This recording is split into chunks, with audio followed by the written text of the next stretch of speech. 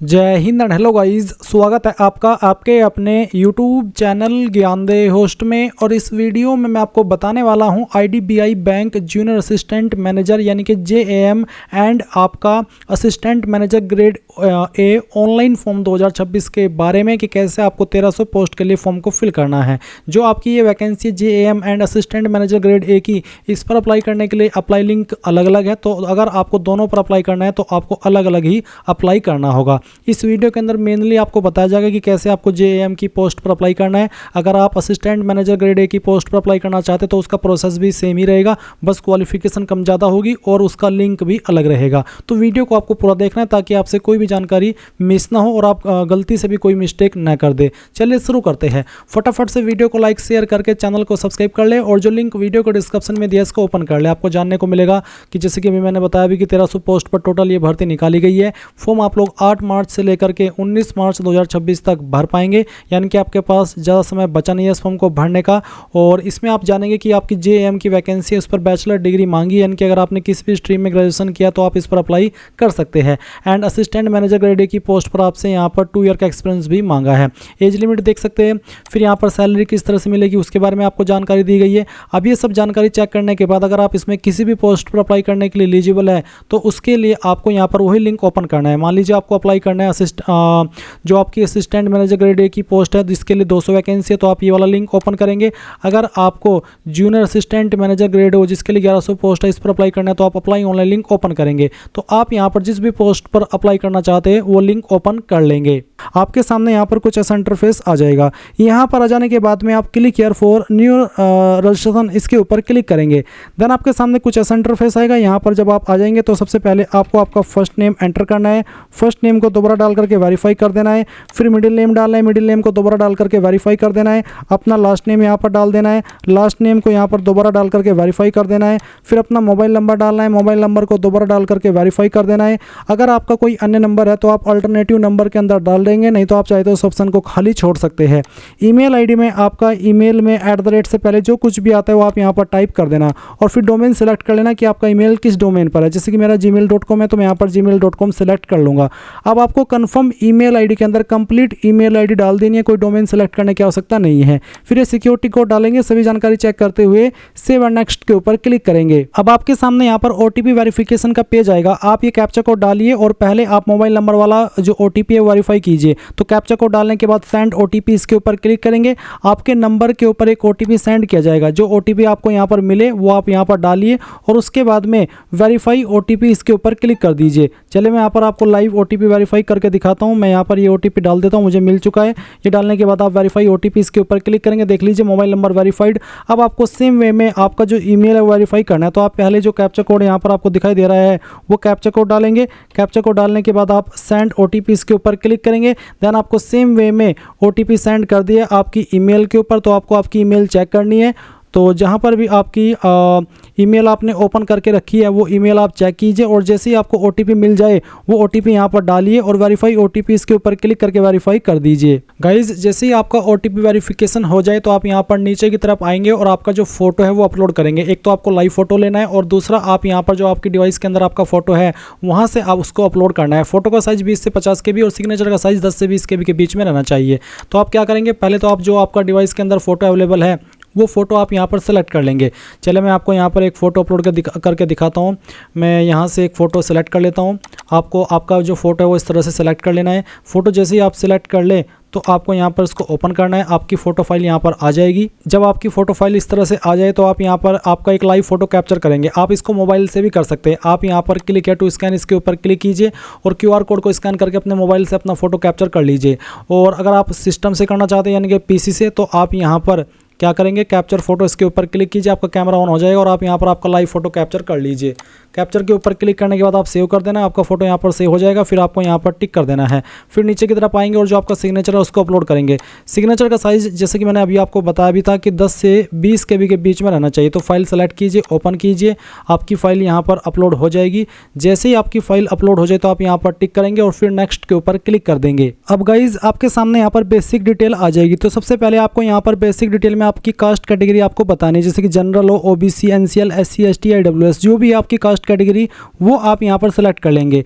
ये सिलेक्ट करने के बाद आपसे पूछेगी कि आप विकलांग हैं और आपकी विकलांगता 40% या उससे ज़्यादा है। अगर हाँ तो यस, नहीं तो आप नो कर देंगे। नो करने पर आपके सामने ये ऑप्शन एक्टिव नहीं होगा, ये उन्हीं के सामने एक्टिव है जो कि विकलांग है, क्योंकि उन्हीं से संबंधित यहाँ पर कुछ जानकारी ली जाती है। एक और सवाल है कि are you a person with specified disability covered under the section under the definition of section 2S। Basically ये विकलांगता से जुड़ा हुआ सवाल है, जहाँ पर ये पूछा गया है कि क्या आप लिखने में असमर्थ हो और आपको उसके लिए एक स्क्राइब चाहिए जो कि आपके बिहाफ पर एग्जाम लिखे। अगर आप विकलांग है और आपको स्क्राइब चाहिए तो आप यस करेंगे। अगर आप ऊपर वाले की दया से बिल्कुल ठीक है तो आप इस ऑप्शन में नो कर देंगे। फिर नीचे की तरफ आएंगे और आपसे पूछेगी क्या आप एक चाइल्ड या फिर फैमिली मेंबर है उस फैमिली के जो कि 1984 दंगे के अंदर मारे गए थे। अगर हाँ तो यस, नहीं तो आप नो करेंगे। रिलीजन आपका क्या है, वो रिलीजन आप सिलेक्ट कर लेंगे। फिर आपसे पूछेगी क्या आप रिलीजियस माइनॉरिटी कम्युनिटी से आते हैं, यानी कि अल्पसंख्यक समुदाय से आते हैं। अगर हाँ तो यस, नहीं तो आप नो करेंगे। उसके बाद में गाइज आपको यहाँ पर पूछेगी कि आप एक सर्विसमैन है ECOs और SSCOs के। अगर हाँ तो यस, नहीं तो आपको नो करना है। फिर एक और सवाल है कि पैलेस डिस्ट्रिक्ट ऑफ डोमिसाइल, यानी कि आप कौन सी डिस्ट्रिक्ट के निवासी है, उस डिस्ट्रिक्ट का नाम आपको यहाँ पर एंटर करना है। फिर अपनी स्टेट बतानी है, जिस स्टेट के आप निवासी है। स्टेट सेलेक्ट करने के बाद में आपको नेशनलिटी में इंडियन सेलेक्ट कर लेना है। फिर पूछे do you have adverse report regarding character, moral turpitude, removal, termination, यानी कि आपके ऊपर कोई ऐसा रिपोर्ट है जिसमें कि आपका जो कैरेक्टर है वो खराब पाया गया हो, कोई आपके ऊपर इंक्वायरी हुई हो, आपको रिमूव किया गया हो आपकी पोस्ट से, या फिर आपको टर्मिनेशन किया गया हो, या फिर आपके ऊपर कोई केस दर्ज हो या चल रहा हो कोर्ट के अंदर। अगर हाँ तो यस, नहीं तो आप नो कर देंगे। फिर क्या आपके ऊपर, जैसे कि मैंने अभी बताया कि डिसिप्लिनरी एक्शन लिया गया हो जहाँ पर आप जॉब करते थे। अगर हाँ तो यस, नहीं तो आप नो कर देंगे। अगर आपका बिल्कुल कैरेक्टर ठीक ठाक है, बिल्कुल अच्छा है, तो आप इन दोनों में नो कर देना। उसके बाद में आपको यहाँ पर state UT NCR for which the centre of examination belong, कौन सी स्टेट के अंदर आप अपना एग्जाम सेंटर चाहते हैं वो स्टेट आपको यहाँ पर सेलेक्ट कर लेनी है। फिर यहाँ पर कहाँ पर आप, जैसे कि अभी तो आपने स्टेट सेलेक्ट की, अब आपको सिटी बतानी कि किस सिटी के अंदर आप अपना एग्जाम सेंटर चाहते हैं। इसके बाद गाइज आपको यहाँ पर जोन ऑफ पोस्टिंग, यानी कि कौन से जोन के अंदर अपनी पोस्टिंग आप चाहते हैं वो भी आपको सेलेक्ट कर लेना है। फिर यहाँ पर आपको enter any 2 ID card detail, आपको यहाँ पर कोई भी 2 ID की डिटेल देनी है। जैसे कि मैं पहला पैन कार्ड सेलेक्ट कर लेता हूँ, जो भी ID आप सेलेक्ट करें फर्स्ट नंबर पर उसी का नंबर आपको यहाँ पर देना होगा। फिर सेकंड ID आपको कौन सी देनी है वो आप यहाँ पर सेलेक्ट कर लीजिए और फिर उसका नंबर भी यहाँ पर डाल दीजिए। पर्सनल डिटेल में आप यहाँ पर आपकी DOB सेलेक्ट करेंगे, पहले डे, फिर आपका मंथ और उसके बाद में जो भी आपका ईयर है वो आपको यहाँ पर सेलेक्ट कर लेना है। फिर यहाँ पर गाइज आपको आपका जेंडर सेलेक्ट कर लेना है। फिर आपसे पूछेगी कि आप जुड़वा भाई बहन है। अगर हाँ तो यस, नहीं तो आप नो करेंगे। एंड देन यहाँ पर आपको मैरिटल स्टेटस बताना है, जो भी आपका स्टेटस है। फिर आप यहाँ पर फादर नेम एंटर करेंगे, ये फादर नेम भी आपको आपके 10th के सर्टिफिकेट के अकॉर्डिंग डाल देना है। उसके बाद आप आपकी माताजी का नाम डालेंगे। अगर आपका स्टेटस मैरिटल स्टेटस अनमैरिड के अलावा मैरिड है या फिर कोई अन्य है तो आप यहाँ पर आपके पति या पत्नी का नाम एंटर करेंगे स्पाउस नेम के अंदर। एड्रेस फॉर कॉरेस्पॉन्डेंस में जो आपका प्रेजेंट एड्रेस है वो आप यहाँ पर फिल करेंगे लाइन 1, 2, 3 के अंदर। थोड़ा थोड़ा पार्ट आपका एड्रेस का तीनों लाइन के अंदर डाल देना। फिर जो आपकी डिस्ट्रिक्ट है वो डिस्ट्रिक्ट आपको यहाँ पर खुद से टाइप कर देनी है। स्टेट यहाँ से आपको आपकी सेलेक्ट कर लेनी है। आपका पिन कोड जो भी है वो यहाँ पर डाल देना है। अगर आपका प्रेजेंट एड्रेस और परमानेंट एड्रेस सेम है तो आप यहाँ पर टिक कर देंगे। अगर अलग अलग है तो अनटिक करके अलग से परमानेंट एड्रेस भर देना।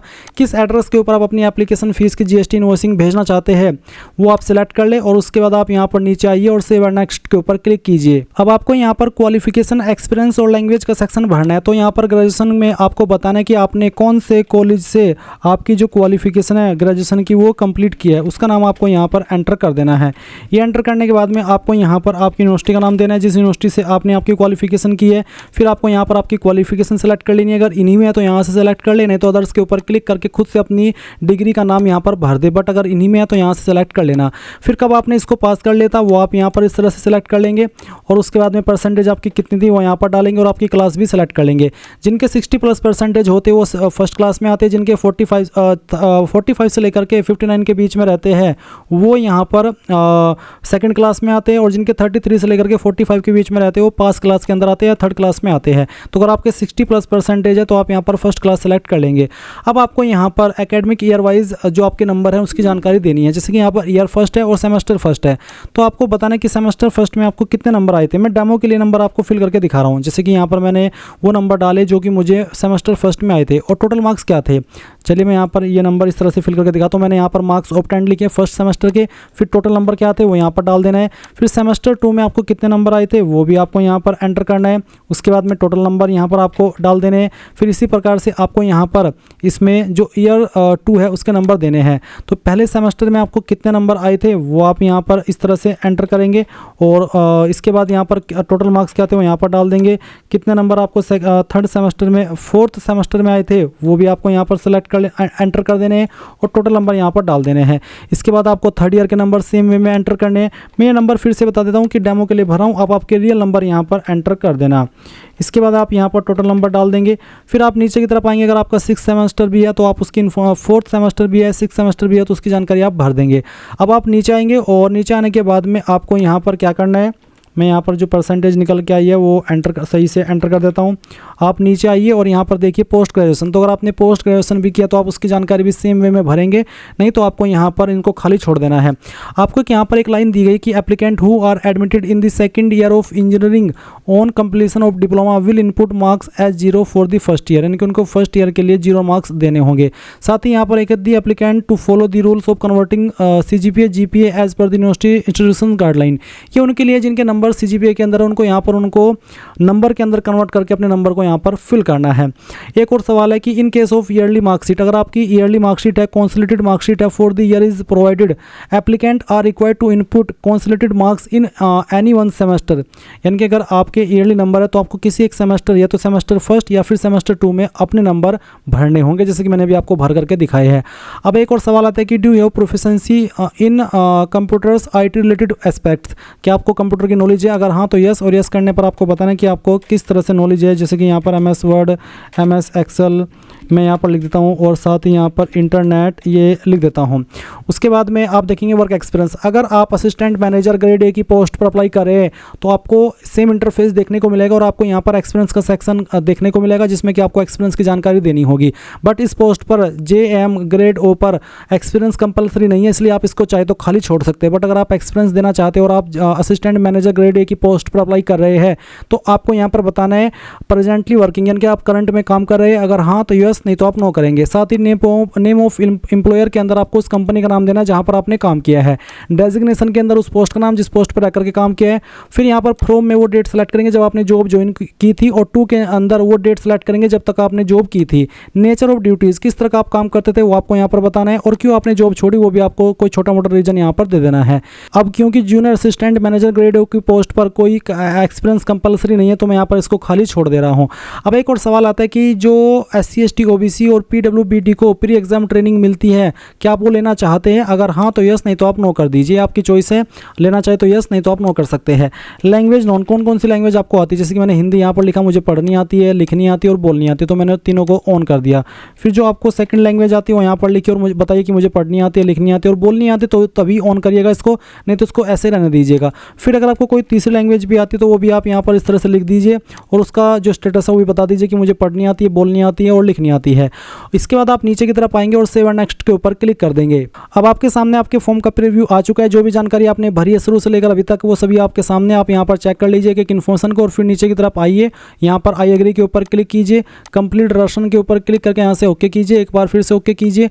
अब आपको यहाँ पर लेफ्ट थंब इंप्रेशन अपलोड करना है, यानी कि बाएं अंगूठे का निशान, तो जहाँ पर भी आपका थंब इंप्रेशन है वो आपको यहाँ पर सिलेक्ट कर लेना है। मैं इस फाइल को सिलेक्ट करता हूँ, ओपन करता हूँ, आपका थंब इंप्रेशन इस तरह से आएगा, आप इसको ओके कर देना। फिर आपको यहाँ पर हैंड रिटन डिक्लेरेशन अपलोड करना है, इसमें आपको क्या लिखना है वो जान लीजिए। जो लिंक मैंने वीडियो को डिस्क्रिप्शन में दिया हुआ है, जब आप इसको ओपन करेंगे, ओपन करने के बाद में आपको हैंड रिटन डिक्लेरेशन की एक हेडिंग देखने को मिलेगी। ये जो लाइन लिखी गई है ये आपको लिख देनी है कोरे कागज़ के ऊपर, जहाँ पर मेरा नाम लिखा है अमजद मलिक, इसको हटा करके आप अपना नाम लिखिए जो आपने फॉर्म के अंदर भरा है। बाकी लाइन ऐसे लिखनी है जो यहाँ पर लिखी गई है और फिर उस फाइल को स्कैन करके आपको यहाँ पर अपलोड करना है। और गाइज़ यहाँ पर मैं आपको बता दूँ कि इस फाइल का साइज़ 100 KB से कम रहना चाहिए, नहीं तो वो अपलोड नहीं हो पाएगा। तो फाइल सेलेक्ट कीजिए, ओपन कीजिए, इस तरह से यहाँ पर आपके सामने आएगी, इसको ओके कर दीजिए। उसके बाद में जो कैप्चा कोड आपकी डिस्प्ले के ऊपर आएगा वो आपको यहाँ पर एंटर करना है। सेव एंड नेक्स्ट के ऊपर क्लिक करके यहाँ से ओके कर देना है। अब आपके सामने पेमेंट का अमाउंट आएगा, तो आपको फिर से जो कैप्चा कोड है वो यहाँ पर डालना है और इसको डालने के बाद में सबमिट के ऊपर क्लिक कर देना है। यहाँ से ओके करना है, आपको पेमेंट के पेज पर ट्रांसफ़र किया जाएगा। आप आपकी फ़ीस यहाँ पर इन मैसेजेस माध्यम का इस्तेमाल करके जमा करना चाहे कर सकते हैं, जैसे कि credit card, debit card, net banking, UPI, wallets, QR. तो जिस भी माध्यम से जमा करनी है कर दीजिए। जैसे फीस जमा हो जाएगी तो आपका जो फॉर्म है वो फाइनल सबमिट हो जाएगा और उसके बाद आप उसका फाइनल प्रिंट आउट ले पाएंगे। इस तरह से आप लोग IDBI बैंक JAM या फिर असिस्टेंट मैनेजर ऑनलाइन फॉर्म 2026 भर पाएंगे। आई होप ये प्रोसेस आपको पसंद आया होगा। So thanks for watching. जय हिंद।